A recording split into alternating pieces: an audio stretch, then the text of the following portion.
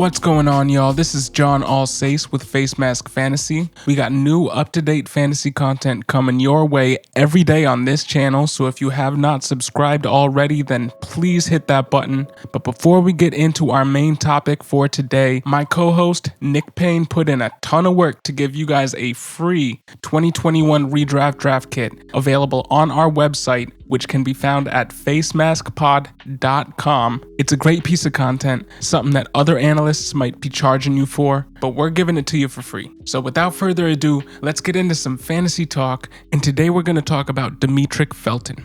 The Browns selected UCLA wide receiver / running back Demetric Felton with the 211th overall pick in the 2021 NFL Draft. He's 5'10", 200 pounds, and he was once recruited ahead of Josh Jacobs, interestingly enough.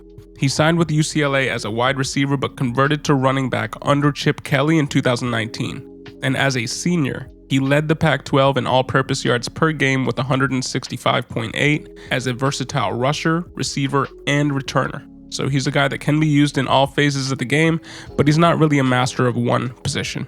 He ended up racking up 2,258 all-purpose yards during his two final seasons at UCLA, which are impressive numbers for only 2 seasons. He took reps at wide receiver and running back and apparently impressed at both at the Senior Bowl. And he tested okay in his pro day. He ran a 4.59 40 and a 7.31 3-cone drill. For his size, he shows subpar athleticism to go along with suboptimal body type for a running back.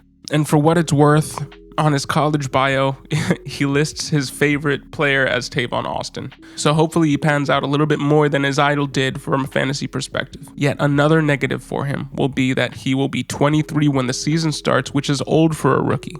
And with his late draft capital, it's fair to wonder if he would have been drafted at all in a regular season, because the NCAA granted everybody an extra year of eligibility due to the pandemic in 2020. The 2021 NFL Draft had 1/3 the number of prospects as a normal year because so many players opted to return to school to improve their draft stock following sitting out the 2020 season.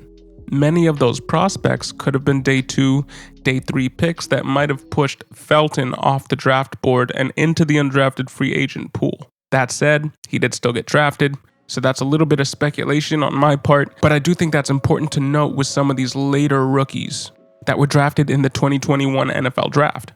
Now, a little bit more about Felton. Looking at him, he does profile like a Lynn Bowden from last season, who was a 4th rounder, but he has bounced around the league thus far. He hasn't really found a role, and that's my worry with a guy like Demetric Felton, is while he can help you in all phases of the game, he's not a master of one position, so he's not going to be playing a lot of snaps at that one position, and thus, for your fantasy squad, he ends up being nothing. But again, speculation, he could go the way of Tavon Austin, or he could be a lot better. But he went to the Browns, who seemingly have 2 to 3 too many wide receivers for how much they throw. So looking at their wide receivers, they have Odell, Jarvis, Donovan Peoples-Jones, who they drafted last season, Anthony Schwartz, who they drafted this season, and those are all the guys who are ahead of him. So as a wide receiver only, he comes into this team as the 5th option. And as a running back, Chubb and Hunt are firmly entrenched ahead of him on the depth chart, and they were just signed to extensions,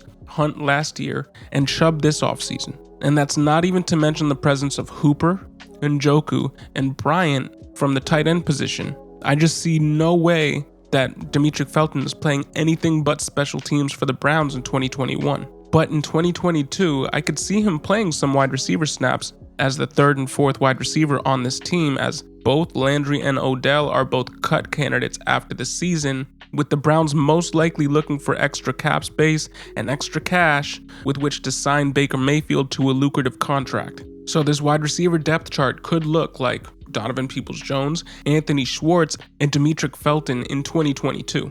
That's all speculation, but looking ahead, that's what you could expect from this team as soon as next year or the year after that. From an RB standpoint, 2 running backs ahead of him, I just don't think he's going to see much play this year or next as a running back, with the identity of this team being running the ball and them having 2 great RB1s to carry this offense already. So where does this leave him in fantasy? I don't expect him to be featured at all as a wide receiver, and I don't expect him to be featured at all as a running back, so that leaves the special team work. In redraft and season long, I'm not looking at him at all because I don't think he sees any offensive snaps this season. In Dynasty, I'll stash him on my taxi squad just to see if anything becomes of him. In year 2, we'll see how the depth chart shakes out. But in year 2, if they haven't cut anybody in the wide receiver room and he's still languishing as the 5th wide receiver on this depth chart, I think at that point he's a cut, because not even I have the patience to see if he works out at that point, because the profile's not there, the college production is not there. He's a gadget player, and his upside is Duke Johnson, who seemed like a tantalizing pick year in, year out, but never seemed to amount to his promise. So even if he reaches his ceiling, how valuable is it to you? That's where I'm at on Demetric Felton. But what do you guys think? Put your thoughts in the comment section below. My name is John Alsace. This is Facemask Fantasy. We're bringing you new up-to-date fantasy content every day on this channel, so if you have not subscribed already, please do. Thank you for listening and have a great day.